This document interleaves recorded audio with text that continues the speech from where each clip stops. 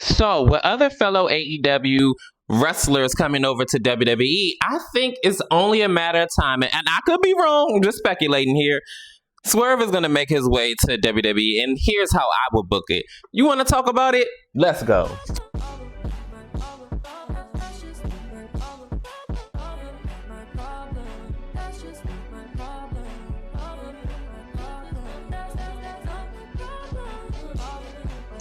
Hey, what's going on YouTube land? It's your boy TJ and welcome to my YouTube channel Wrestling Nostalgia, where I give my wrestling content on these videos. And today we're talking about the epic return, the comeback back into the WWE of Swerve Strickland. Yes, Swerve was once in WWE, or should I say NXT developmental or whatever, and everybody knows that like he had won the NXT North American Championship and it got stolen from him from Carmelo Hayes. Carmelo Hayes won like a breakout tournament, something to that magnitude, and then he cashed in on Swerve Strickland and he took the NXT North American Championship. And, nothing came of that after that. I think, if I'm not mistaken, shortly after, Swerve Strickland wound up getting called up into the main roster, and then he got let go of shortly after. And it was like, WWE, y'all cool? Is you cool? Huh? Like, for all that, y'all might as well have kept him on NXT. Like, won the NXT Championship, something like... Yo, anywho... I'm leaving here with something. You know what I mean? I'm from around the way. I'm leaving with something. He wound up getting let go of, and it was kind of a blessing in disguise because he went to AEW, and as we all know, he had a meteoric rise to the hierarchy. Whose house?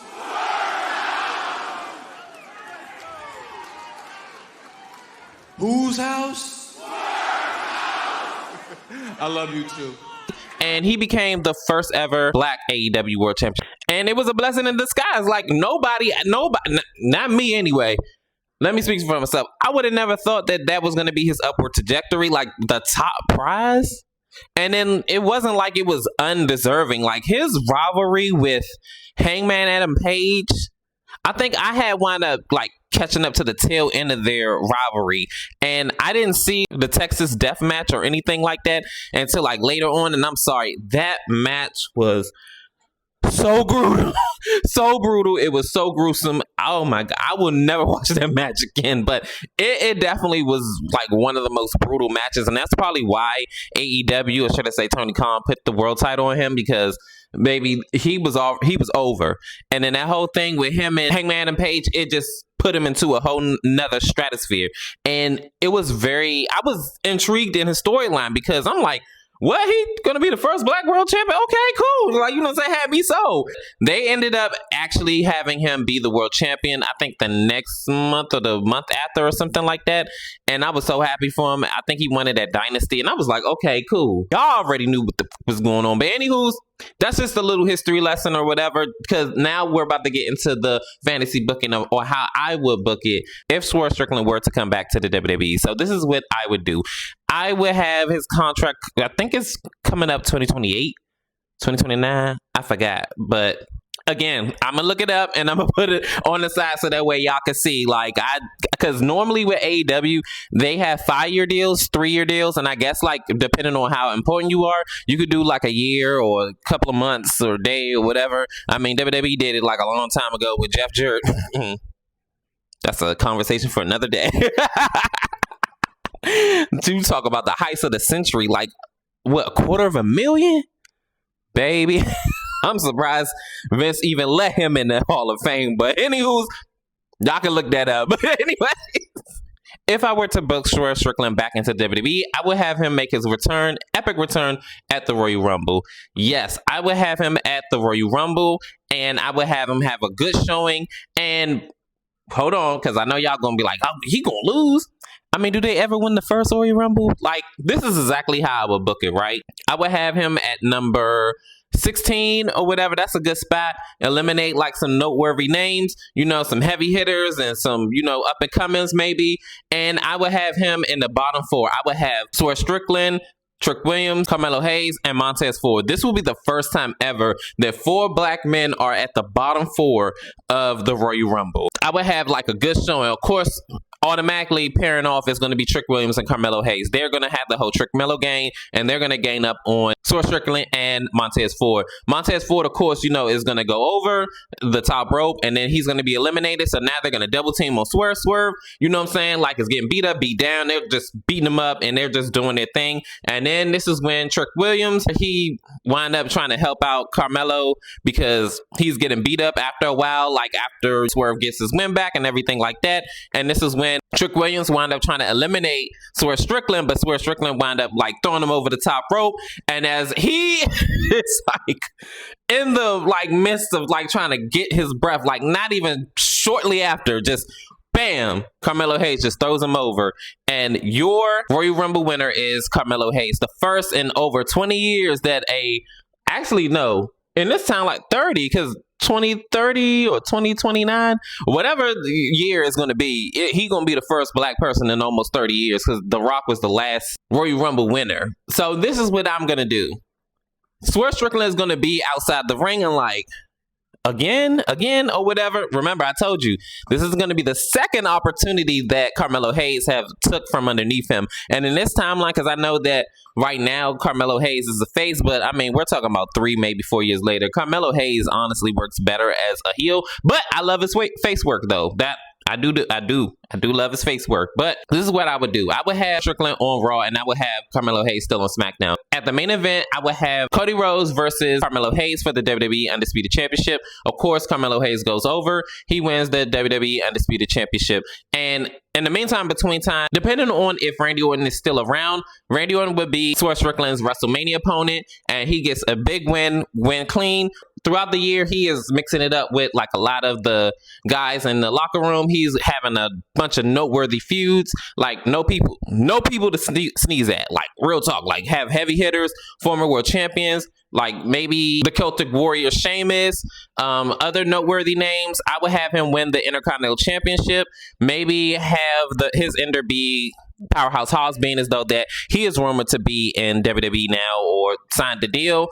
I'm going to, put it down on the side just so y'all can look it up if y'all want to. But the only thing about it, I think his name is going to be Royce Keys. And I'm going to be honest with you.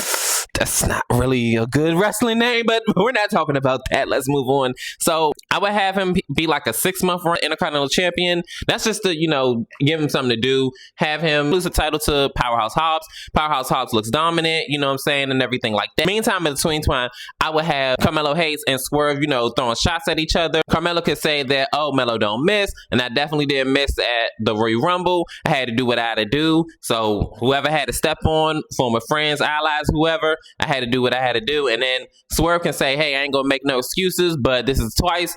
Carmelo, you know what I'm talking about. And you know what? It's not over. This is going to lay seeds to a slow burn because I see that WWE is leaning into this and I'm okay with that.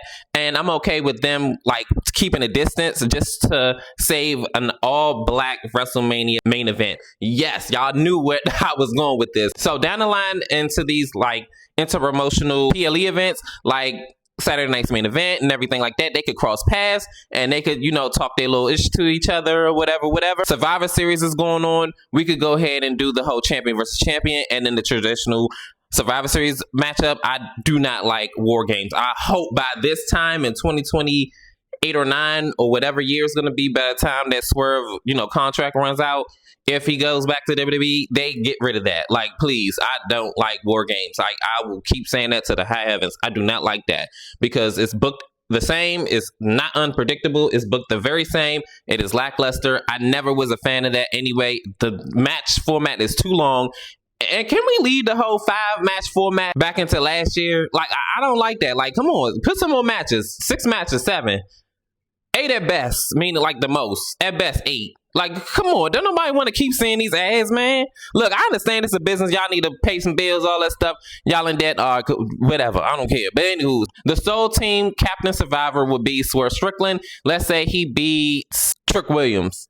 And that Survivor Series a little bit earlier in the night, should I say, they could have their whole back and forth. They could just keep like going back and forth with each other. Let's go straight into the Royal Rumble. Royal Rumble, Swerve Strickland wins it. Finally, like after a year, he been building himself up. He won the Intercontinental title. He dropped it. And I would have Powerhouse Hobbs get eliminated by Swerve Strickland. That would be like his revenge. And the bottom four, let's just say the bottom four will be Swerve Strickland, Powerhouse Hobbs, Oba, and Trick Williams. This would be the second time that Trick had been like the runner-up or whatever. But hey, he'll get his moment. In this timeline, I think by 2029, he should be world champion, like a former world champion at this point in time. Like, I don't see him not being a world champion by 2030. That'd be a waste, honestly. But anywho's, I would have Swerve Strickland just straight up just say, hey, I ain't about to BS y'all. Y'all already know who my beef is with and why. Who I'm going to pick, y'all already know who I'm going to pick. It's Carmelo. I'm on Raw. You on SmackDown. We both been on a crash course to reach to this point. I told you I was going to win the Royal Rumble. And I'm coming after you. And I'm going to take back everything you took from me, including that WWE Undisputed Championship. You already took the NXT North American title from me. This is where it really stemmed from. It wasn't Royal Rumble. It started back in NXT 10 years ago. Almost 10 years ago. And then you took an opportunity away from me again. And you've been doing your thing. You've been almost on a year dominant reign. I can't take that away. But it all comes crashing down at WrestleMania. So you better prepare. Because the king is coming for his crown. So then, as they talking they ish, you know what I'm saying? They doing everything like back and forth, like not really like putting hands with each other. Of course, they always do this whole WrestleMania, blowout thing. And then like partly like towards the end, like when they're getting to a head, then they end up getting physical or maybe having like a 6-person tag match where they kind of keep them apart, but still kind of interact with each other. So I probably would do that. They would have like a 30-minute match, probably like 33 or something like that, and have like them do match of the night like caliber in-ring quality, like real talk, because I do feel like Carmelo and Swerve would really, really, really tear it up in the ring, and I would love to see Carmelo Hayes versus Swerve Strickland, and this would be the main event, night 2. Let me make that abundantly clear. And I would have Carmelo Hayes lose clean and have Swerve Strickland go over and be the new WWE Undisputed World Champion. And that's how I book Swerve Strickland coming back to the WWE. On top, like, we ain't gonna do no, almost won it and all this other stuff. We already did that. Look, read that book, it's over. Just go ahead and put the strap to him. He's over. I'm pretty sure when he comes to WWE, the presentation is gonna be the same. Him and Prince Nana, damn, I didn't even include him. I mean, you know what I'm saying? But comment down below, how do you feel about Swerve Strickland coming back to WWE? Do you feel like that's going to happen? Do you feel like I booked it to perfection? Do you like it? Do you love it? Do you hate it? Worst commentary ever. Worst booking ever. Comment down below, like, share, subscribe, help me get the channel. Your love and support is definitely greatly appreciated. Welcome. Peace. TJ, I'm out. Congratulations. Your boy brought home a world championship. So, people, you know how it goes. Welcome to whose house?